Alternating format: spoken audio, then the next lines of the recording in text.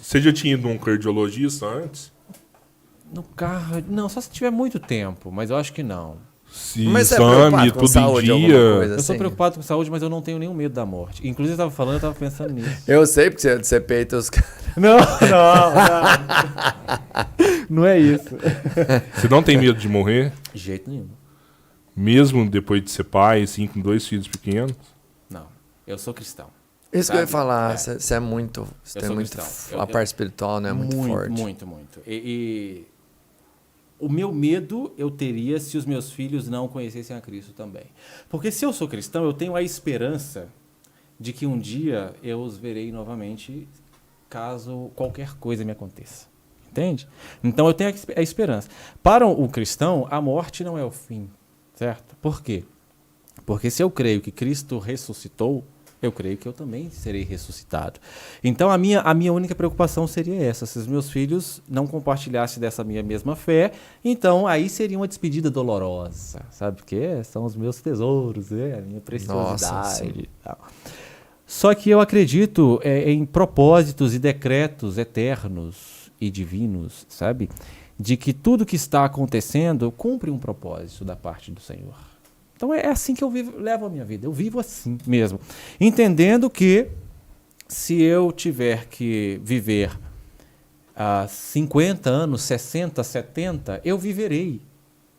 Gente, assim, tem um texto sagrado. Aí vocês entraram numa veia que o bem fica fanático. Bora, sabe? Eu sou radical para o evangelho, sabe? De verdade. Fanático não é a melhor palavra, é radical.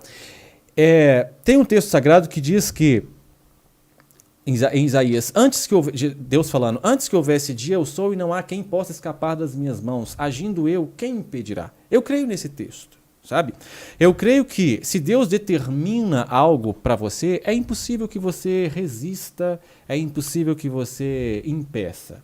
Então, se Deus determinou que eu viverei por 80 anos, eu posso ser acometido aqui hoje de um câncer de pâncreas ou de um câncer pulmonar, sabe? Eu vou viver até os 80, porque o decreto de Deus na minha vida, ele prevalecerá. Mas também, se Deus determinar que é para eu morrer no voo de volta para Belo Horizonte, isso também acontecerá. Isso não me desesperará, sabe? A partir do momento que você aceita a soberania de Deus, você faz as pazes com a soberania de Deus, a sua vida fica muito melhor.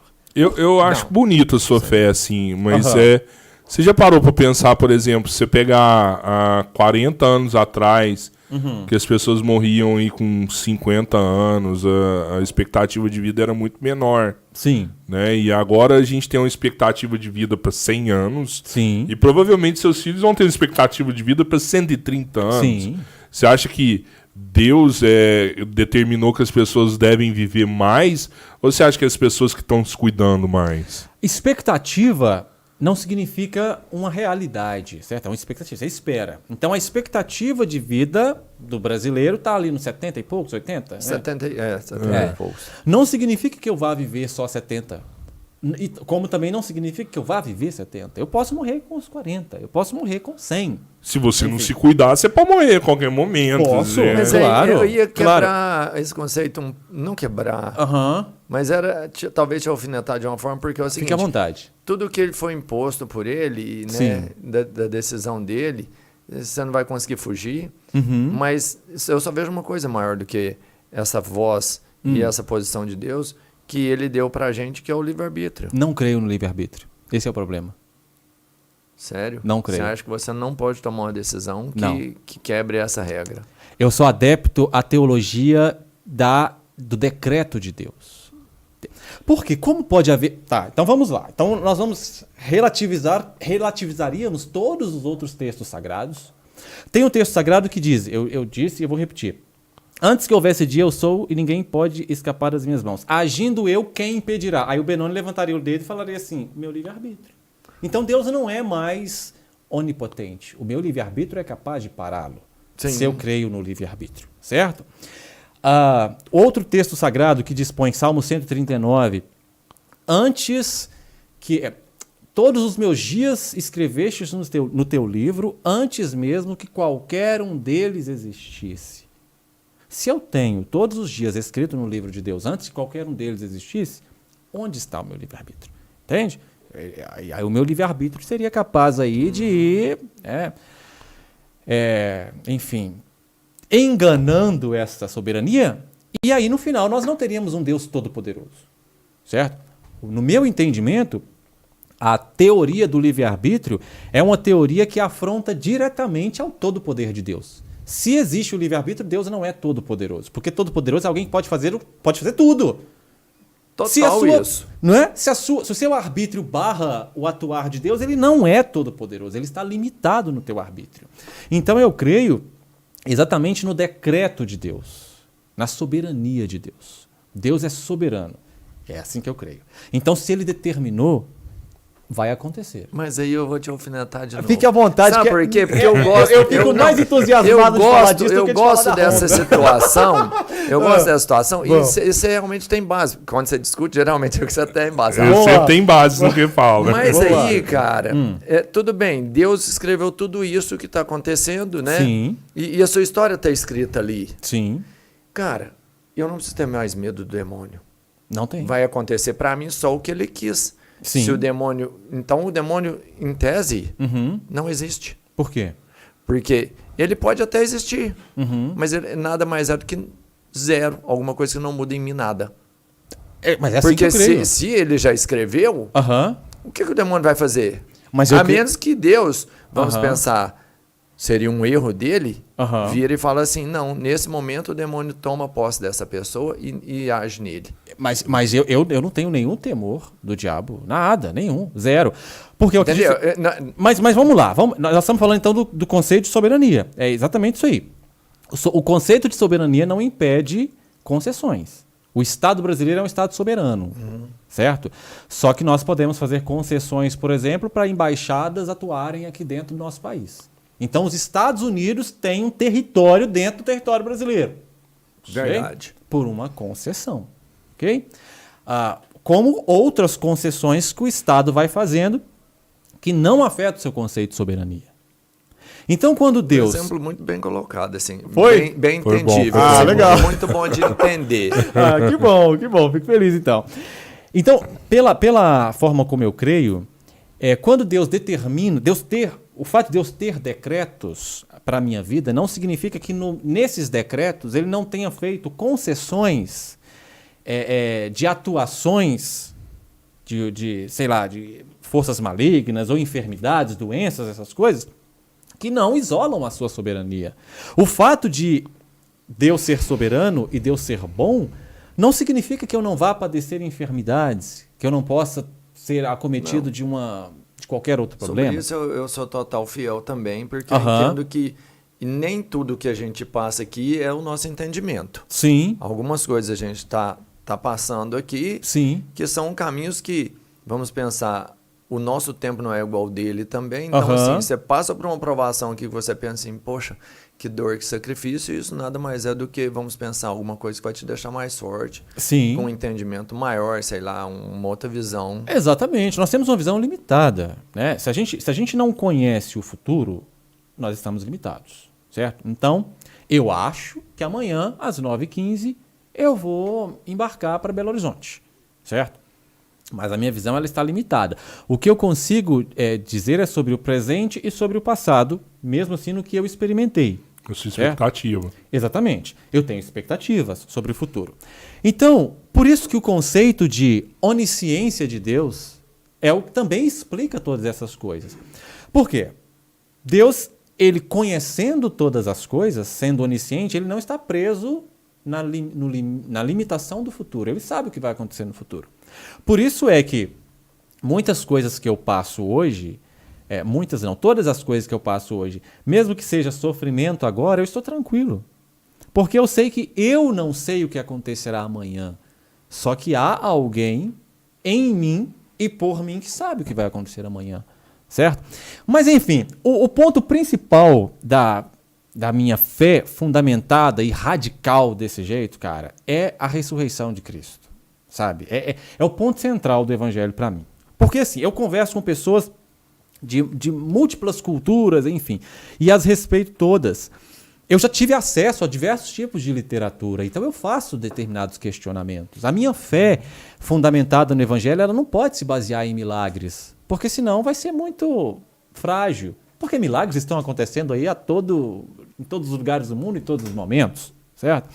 E eu também não posso falar para você, eu acredito na veracidade do Evangelho porque...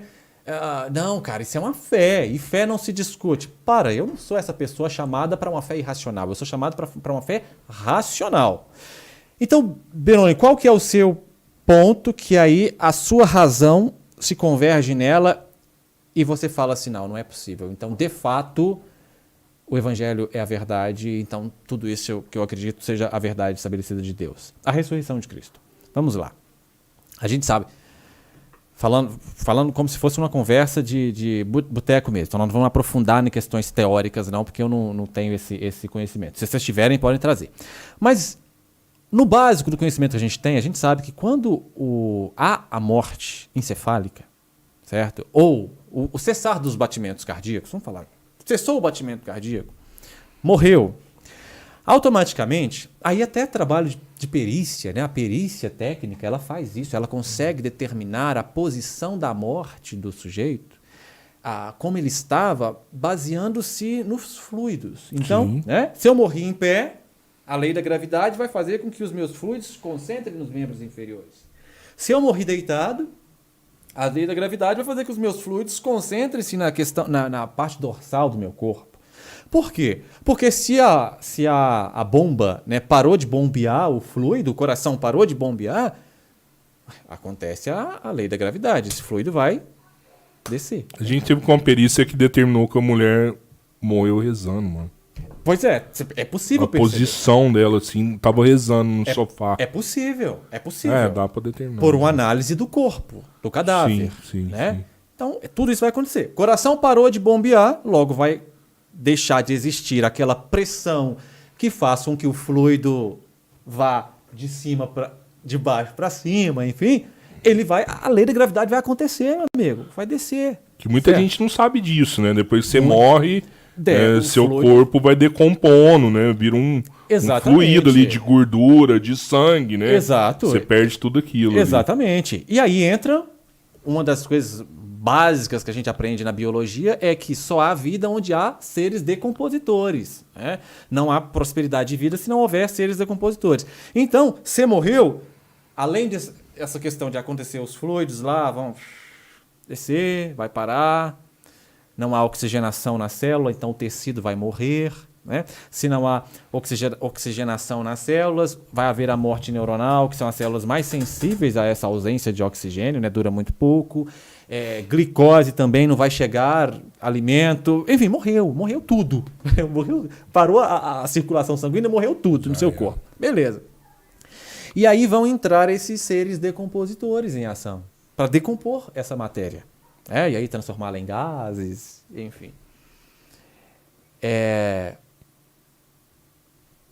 3 dias de alguém morto e sepultado. Nós estamos falando de um sepulcro realizado, um sepulcro localizado em uma região naturalmente quente, que favorece mais ainda esse processo de decomposição. Porque se você morrer na Antártica, daqui a 50 anos você vai estar inteiraço. Durinho. Mas se você morre intertrópicos, o negócio vai ser muito rápido, né? E aí, 3 dias, Cristo Mas antes do seu sepultamento, a gente tem que entender, vamos esquecer a questão fé, vamos esquecer o caráter religioso do texto sagrado e vamos pensar no caráter técnico do texto sagrado. Tudo isso que eu estou falando para vocês foi escrito por Lucas. Lucas era um médico e historiador. Lucas não era discípulo de Jesus. As pessoas confundem isso. Então, quem escreveu Atos e quem escreveu o livro de Lucas era um médico historiador, obedecendo a uma requisição de um homem influente chamado Teófilo. Por quê? Porque esse negócio de Cristo ficou uma bagunça ali na região. Todo mundo queria saber o que é isso. Estão falando que morreu, ressuscitou. O que é isso? Então, era um rei, morreu. O que aconteceu? Quero saber. Fez milagres? Operou as pessoas? Era pelos oprimidos? Vamos saber o que é e faça-me um tratado. Eu quero um documento histórico. Porque as pessoas falam, mas não tem documento histórico. é da ressurreição de Jesus. Para, você está desconsiderando, então, o teor histórico do livro de Lucas e o livro de Atos dos Apóstolos, escrito por um historiador. Não tem como eu falar que um texto não é histórico só porque eu não gostei da cara do historiador, certo? O texto é histórico se ele tem uma metodologia histórica, né, de historicidade. Beleza. Então, o texto, o Lucas, ele faz questão de dizer que ele estava escrevendo aquilo a Teófilo, escrever esse tratado a Teófilo, para relatar todos os detalhes envolvendo Jesus, Jesus Nazareno, que morreu, ressuscitou com provas infalíveis. Não era um discípulo falando isso. Não era um seguidor dele. Não era um seguidor falando isso. Para você ser um médico e um historiador e você escrever que as provas são infalíveis, meu amigo, você não vai sacrificar o seu currículo assim por uma viagem que alguém está criando ali na Judéia. Sim. Entende? Infalíveis foram submetidas à prova, então. Certo? O que é infalível é aquilo que foi submetido a constantes testes. Né? Eu não digo que o meu carro seja infalível. E olha que ele já passou por diversos testes. Né? Mas se você diz que é infalível, enfim. Ele diz que as provas eram infalíveis. Ou seja, a morte de Cristo foi uma morte que sacudiu o império, foi um evento político. Né? Nós tínhamos lá a Judéia com a sua estrutura religiosa, porém sob a égide de Roma, que era o império político. Né? Então tinha interesse nos dois, tanto nos principais da Judéia quanto nos romanos, de esclarecer, de atestar essa morte. Não era Pode falar, fica à vontade. É isso mesmo. Eu não tinha pensado nessa parte de que eles até nem eram favoráveis, na verdade, né? Exatamente. Eles, acima de todos, negavam. E tinham o interesse de... Exato. Não poderia criar uma viagem em cima disso, uma história fantasiosa. Não era interessante para o Império, não era interessante para a Judéia. Enfim, então a morte de Cristo ela foi uma morte atestada. Né? Cristo ele foi crucificado por uma pena capital de um império. Foi o Império Romano que crucificou a Cristo. Né? Então, ok. Uma execução estatal. Beleza. Depois disso, ele foi sepultado, com testemunhos do seu sepultamento. E ainda foram cedidos guardas romanos para guardarem o sepulcro, justamente porque não era interessante a ideia de ressurreição. Não era interessante isso. A gente tem que evitar isso ao máximo. Então, a gente vai sepultar e vai esquecer esse sepulcro para lá. Esses discípulos malucos deles vão chegar lá, vão roubar esse corpo e vão falar que ele ressuscitou. Eles já sabiam, já rolava que poderia ter ressurreição. Ele disse que ressuscitaria e todos os profetas profetizaram acerca da ressurreição do Messias. Na cruz ele falou que ressuscitaria, né? Eu não lembro. Ele disse, hoje estarás comigo no paraíso, né, com o ladrão, mas... Antes, ele disse que assim como Jonas ficara 3 dias no ventre do grande peixe, ele conviria também que ele padecesse, mas ressuscitasse ao 3º dia. Estava profetizado. E em todos os profetas anteriores você percebe a ressurreição profetizada. Então não era interessante nem para a Judéia, nem para os romanos que Jesus ressuscitasse. Aí colocaram os guardas lá, certo? E aí aconteceu um evento da ressurreição de Jesus. Jesus ressuscitou. Jesus aparece, a primeira pessoa para quem Jesus aparece após a ressurreição foi para uma mulher.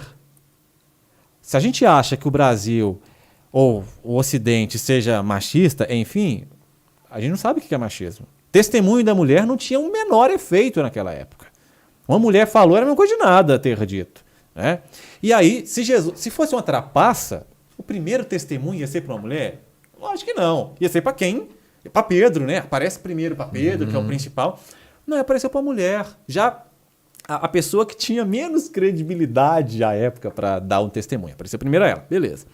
Só que mais do que isso, gente, a gente pensa que sim, que Jesus ele ressuscitou. Se a gente acreditar nisso, né, que Jesus ressuscitou, a gente acredita que ele ressuscitou e subiu aos céus. Não. O texto histórico dispõe, e Paulo também reporta isso mais adiante, ele ficou 40 dias depois de ressuscitado, andando sobre a terra. E Paulo fala o seguinte, Paulo fala assim, ele apareceu aos apóstolos, apareceu a mim, e apareceu a muitos irmãos, dos quais muitos ainda vivem. O que Paulo estava falando? Paulo estava falando o seguinte: vocês não são obrigados a acreditarem. Façam um inquérito. Tem pessoas vivas aí, tem testemunhas. Interroguem. Façam um interrogatório, chama. Vocês querem um nome? Ele apareceu para mim, apareceu para centenas de irmãos e muitos ainda estão vivos. Então vocês conseguem fazer um inquérito e investigar essas pessoas. E a gente sabe que isso é uma técnica usada até hoje, né? O delegado de polícia, se todos nós aqui presenciarmos um crime, ele vai fazer a coleta do seu depoimento, depois do seu, depois do meu. Porque se for mentira, nós vamos entrar em contradição em algum ponto, meu amigo. Entende? Agora, imagina sendo isso para centenas. Se 3 vão entrar em contradição em algum momento, imagina centenas de pessoas que o viram ressuscitado. Se não fosse verdade, eles iriam entrar em contradição em algum momento, e um ia falar uma coisa, outro ia falar outra, o mito ia ser desmascarado, certo? Ele fica 40 dias justamente para isso, né? Ok. E aí quando Lucas escreve esse texto, ele fala que ele aparece e que Jesus que houve provas infalíveis acerca da sua ressurreição. E aí no livro de Atos ele fala sobre Paulo também. É interessante a gente falar resumidamente sobre Paulo, que Paulo era um cara super respeitado da sua época, certo? Paulo era um estudioso, Paulo não era um discípulo de Jesus, Paulo era perseguidor do evangelho. Por quê? Porque o evangelho era reconhecido como uma seita pelos judeus à época, né? E Paulo, ele era um israelita zeloso pela lei, então aquilo era um absurdo falar que, primeiro, o judeu, ele ora todos os dias de manhã, Shema Israel, ouça Israel, Adonai Paulo era judeu? Paulo era judeu, israelita puro sangue, a gente pode chamar assim, né? Shema Israel, ouça Israel, Adonai Elohenu, o Senhor é o teu Deus, Adonai Erra, o Senhor é um. Todo dia, Paulo, pela manhã, e até nos dias de hoje, o judeu ortodoxo ora isso. Ouça Israel, o Senhor é teu Deus, o Senhor é um. A bagunça já começa quando desse um sai outro um. Jesus é o Filho de Deus? Não pode. Para ele seria então um atentado direto à unicidade de Deus. Depois, morreu, ressuscitou. Não, são hereges. Então Paulo, ele busca dos principais da sinagoga a autorização para prender essas pessoas que estavam espalhando essa conversa. E aí o texto sagrado, e o próprio Paulo afirma isso, que no meio do caminho o próprio Jesus aparece a ele ressuscitado. E naquele momento Paulo se transforma de perseguidor, de completo descrente, a pessoa que mais ensinou acerca da ressurreição de Jesus. Tendo só prejuízos depois disso. Porque como a gente tem a cultura de desconfiar mais do que confiar, a gente pensa assim, mas deve ser que ele ia ganhar alguma coisa. Ele só teve prejuízo. Eu estou falando de um cara que ele falava no mínimo 3 idiomas, né? Paulo falava fluente hebraico, falava grego, falava latim e aramaico também, então 4 idiomas no mínimo. Paulo era super culto, Paulo recebeu instrução do principal intelectual da sua época, que era chamado Gamaliel. Paulo conhecia todas essas filosofias gregas aí da sua época, então Paulo leu certamente Aristóteles, Platão, leu esse povo tudo. Ele era extremamente culto e por causa do testemunho da ressurreição, Paulo termina a sua vida numa masmorra romana, pronto para ser decapitado. Ele terminou decapitado, sem nenhuma honra, entende? Então foi só prejuízo para ele testemunhar acerca da ressurreição. Mas aí, voltando no texto histórico, por que é o ponto que me pega? Porque que eu falo assim, então, legitima para mim a verdade do Evangelho. Cristo e todos os profetas que vieram antes dele profetizaram sobre ele. E o último inimigo a ser vencido era a morte, então. Nós não estamos falando, a morte é inexorável, cara, é implacável. Você está aqui fazendo planos hoje, você fala assim, amanhã eu vou acordar, vou fazer tal coisa, a morte aí que fala só que não. Quem manda aqui sou eu. Quem manda aqui sou eu, acabou para si. Né? Então a morte, ela encerra todos os projetos humanos, ela encerra trajetórias. A morte ela é implacável. Ela bota fim em todas as coisas. Então como que você me convida para uma fé em alguém que foi encerrado pela morte? Essa pessoa não é todo poderoso. A morte é mais poderosa do que ela. Eu prefiro cultuar a morte do que cultuar alguém que foi vencido pela morte. Eu quero cultuar alguém que seja todo poderoso. A necessidade que se tinha, então, de que Cristo fosse ressuscitado era justamente para que o último inimigo fosse vencido. Então agora ele é todo poderoso. Por quê? Porque ele venceu aquilo que encerra todas as trajetórias. Ressuscitou ao terceiro dia. Por que eu fiz questão de mostrar o terceiro dia? Contra qualquer expectativa da ciência. A ciência fala que nas primeiras horas pós-mortem já há o processo, nos primeiros minutos pós-mortem, há o processo de decomposição. A gente sabe, e morreu Pelé recentemente, eles tiveram que fazer uma técnica de embalsamar em Pelé para conseguir durar alguns dias. Certo? Ali. Por quê? Porque o processo de decomposição ele já começa a acontecer. E Cristo volta ressuscitado e prega acerca da veracidade do Evangelho, atesta a veracidade do Evangelho, tendo essa carta na manga. Ou seja, tudo que eu falei está provado. Olha aqui, eu ressuscitei. Vocês viram a minha crucificação. Vocês viram o meu sepultamento. E eu estou aqui agora para ser posto à prova por vocês. Por isso que eu não sou aquele cristão que fala assim, você não pode questionar minha fé. Meu amigo, você deve questionar minha fé. Se Jesus ficou aqui 40 dias para as pessoas questionar... Jesus ficou aqui 40 dias porque era legal comer tâmara? Nem sei se ele comia tâmara. Não é, cara. Era para as pessoas questionarem. Então, o cristão ele deve estar aberto a todo tipo de questionamento provocativo em relação à sua fé. Você não pode ser um cristão que a pessoa começa a falar assim, cara, você está viajando, porque, olha, o escrito fenício de não sei o quê... Aí você, não... Vou discutir mais não, porque religião não se discute. O que é isso? Jesus ficou 40 dias aqui sendo submetido ao mais completo e profundo escrutínio para que as pessoas perguntassem o que quisessem perguntar. Tem relatos desses 40 dias na Bíblia? Assim? O texto de Paulo escrevendo Paulo em Atos dos Apóstolos ele fala que Jesus aparece e fica 40 dias pregando sobre a terra, e Paulo fala, muitas destas pessoas ainda vivem hoje. Sim. Para serem submetidas. Nossa. Mas eu falo assim, não tem relato de onde que ele foi, o que ele fez? Tem aí que a viagem fica mais gostosa ainda. Tem. Por quê? Porque Tomé é um cara que para muitos cristãos, alguns cristãos batem em Tomé. Mas eu falo, Tomé tinha uma amizade por Jesus que a gente não vê hoje. Jesus estava ameaçado em Betânia, e Jesus sai de Betânia. Aí ficam sabendo, onde ele estava, que o Lázaro, amigo de Jesus, iria morrer. E aí Jesus fala, não, Lázaro estava doente, aliás. Aí Jesus fala assim, vamos a Betânia, fala com os discípulos. Aí os discípulos falam assim, que é isso? Ainda ontem queriam te matar em Betânia, você está voltando para lá? Aí Jesus fala, não são 12 as horas do dia? Quem anda na luz não tropeça porque vê a luz do dia. Aí Tomé fala assim, então vamos todo mundo para morrer com ele. Não tem prova de lealdade maior do que essa. Essa aí é de... Essa é uma prova de lealdade, cara. Você fala com seu amigo assim, cara, não vai lá não, porque estão querendo te matar. Não, eu vou, não. Então eu vou pra morrer contigo. Eu morro junto. Então Tomé era essa pessoa, mas infelizmente as pessoas pegam só o outro lado de Tomé, falam da sua incredulidade e tal. Mas o que Tomé fez? Quando chegou a notícia lá de que Jesus ressuscitou, pensa, vocês são muito amigos, cara. Vocês estão o tempo todo juntos.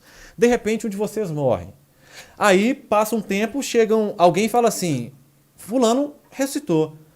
Você não vai ter uma alegria esplêndida no princípio, já que você ama tanto aquela pessoa, a primeira coisa vai falar assim, você está brincando comigo? Não brinca com coisa séria.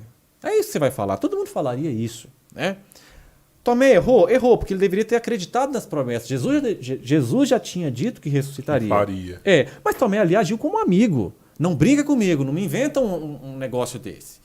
Vocês estão falando que ele ressuscitou? Olha, eu só acredito se eu o vê-lo e eu tocar. Eu quero tocar nas feridas dele. Por quê? Porque Jesus não foi crucificado em Roma? Sim. Então pronto, então tem que ter ferida de cravo. Eu não para Tomé, eu não quero que apareça aqui um espírito e fale que ressuscitou. Espírito não tem corpo. Eu quero tocar, porque ressurreição é diferente de qualquer outra coisa. Ressurreição tem que vir no corpo, e eu tenho que tocar nesse corpo. Então, quando vier aqui, vocês me falam. Aí Jesus aparece para ele e fala, paz seja com você. O que você quer, Tomé? Toma. E Tomé... Aí quando Tomé mete o dedo nas feridas de Jesus, Tomé fala, meu Deus. Ou seja, tu és o meu Deus. Agora eu reconheço que tu és o meu Deus. Ou seja, resumo da ópera. toda a divindade de Jesus Cristo é atestada na sua ressurreição. Eu acho que nós cristãos perdemos muito tempo tentando defender a nossa fé baseando em outros eventos. A gente, às vezes, até soberbo. A gente quer basear a nossa fé em outros eventos. Ah, mas no milagre que aconteceu aqui. Ou então, no que aconteceu na minha vida. Cara, basta a ressurreição. É a ressurreição o elemento central. É o elemento que convenceu Tomé. É o elemento que convenceu a Paulo. Paulo conta todas as expectativas. Quando ele viu, ressuscitou mesmo. Ele falou assim, acabou, meu amigo. Ressuscitou mesmo. Venceu o que é invencível. Logo, a sua palavra é a verdade. E se a sua palavra é a verdade, em Deus não há dúvida nem sombra de variação, o que ele disse é verdade. Logo, eu encerro essa minha explicação dizendo, por isso que eu não tenho medo da morte. Eu creio em um Cristo que foi submetido à morte. Não é? Eu não fico pedindo a Deus assim, nossa, eu tenho medo da morte, Deus, então não me deixa morrer. Não, cara, se quiser, me leve, me submeta à morte. A morte não é capaz de me parar. Eu acho que as pessoas que seguem a Honda, de uma certa forma, elas percebem isso, sabe? Eu não tenho uma postura de tentar ao Senhor, meu Deus. Eu não chego assim e falo assim, vão hoje no comércio e tal e vão de peito aberto. Não é isso, eu não faço isso, eu estou lá cumprindo o meu trabalho. Só que não me ameace de morte, que você não vai me intimidar. Eu não tenho medo disso. Ah, porque você acha que você tem um peito de aço? Não, cara, eu sei que me matar é muito fácil. Me matar é muito fácil. Eu cheguei aqui hoje de Uber. Desci do Uber. Ah, se você quiser me matar, velho, me espera descer do Uber. Pronto, então assim, é muito fácil. Eu não tenho medo da morte porque eu vivo a experiência de um Cristo ressuscitado. Então, eu morrerei e eu ressuscitarei, à semelhança de Jesus, no último dia, para viver eternamente com Ele.